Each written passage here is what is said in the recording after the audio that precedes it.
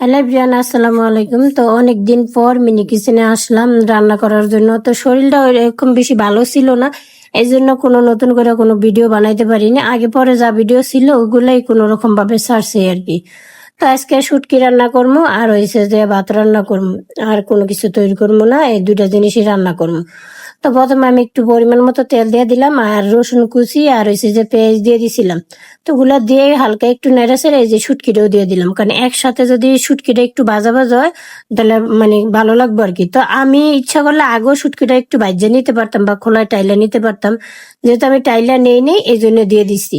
তো এখন দিয়ে দিলাম এই যে এই জায়গায় একটু হালকা 2 কোয়া রসুন আছে ব্লেন্ডার করা, আর সাথে মরিচ। তো মরিচ যেহেতু দিয়ে দিছি তো এখন হলুদটা দিয়ে দেবো, আর একটা আলু পইরা গেছিল বৈশাখেতে ওইটাও দিয়ে দিলাম।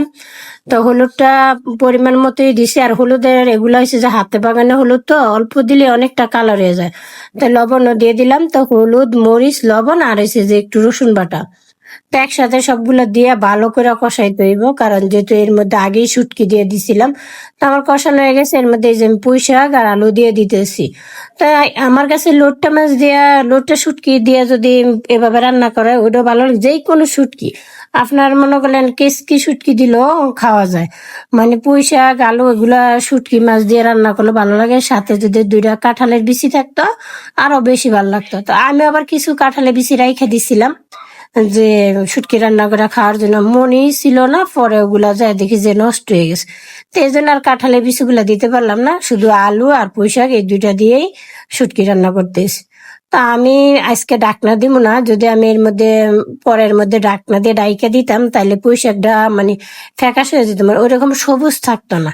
তো আমি ডাকনা ছাড়াই রান্না করছি, কারণ একটু সিদ্ধ হইতে সময় লাগছে। তো তারপরে আমি একটু দেখলাম যে না, সিদ্ধ হয়ে গেছে, এই যে এখনই নামাই নেমো, শুটকি রান্না হয়ে গেছে আমার। ওইরকম বেশি সময়ও লাগে না রান্না করতে, শুধু আলুটা সিদ্ধ হইতে যেটুকু সময় লাগে আর কি, যেতটুকু সময় লাগে। তো এর মধ্যে এই যে আমি ভাত বসানোর জন্য হাঁড়িটা বসাই দিলাম।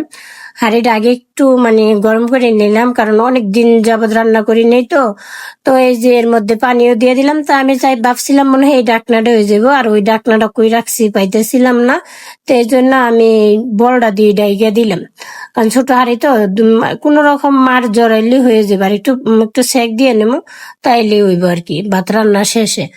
তো আমি যে একটু জাল দিতেছি কি কারণে, পানিটা যাতে ভালোভাবে গরম হয়, কারণ পানিটা যদি গরম হয় চাল দিলে বেশিক্ষণ সময় লাগে না, মানে ভাত ফুটে যেতে। আর এগুলা আমার এমনিতেই চালগুলা বলক আসলে 2-4 মিনিট পরেই ফুটে যায় আর কি, 2-3 মিনিট পরেই ফুটে যায় ওই রকম আর কি।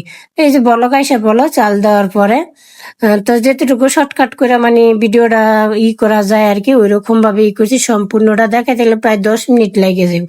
তো আমার ভাত রান্না হয়ে গেছে, এখন মাঠটা জড়াই নেবো। মাঠটা জড়াই আমি চুলার মধ্যে বসাই দেবো। তো যেহেতু আমি ঠিয়া দিয়ে দিছি, মাছ জড়াইতে সময় লাগতো না, আমি আবার চুলার হয়ে ভাতটা বসাই রাখলাম। তো দেখুন ভাতটা কত সুন্দর জর্জরে হয়েছে। তো এই চিকন চালের ভাতগুলা খাইতো আমার কাছে ভালোই লাগে। তো পুঁই শাক দিয়ে আজকে গরম ভাত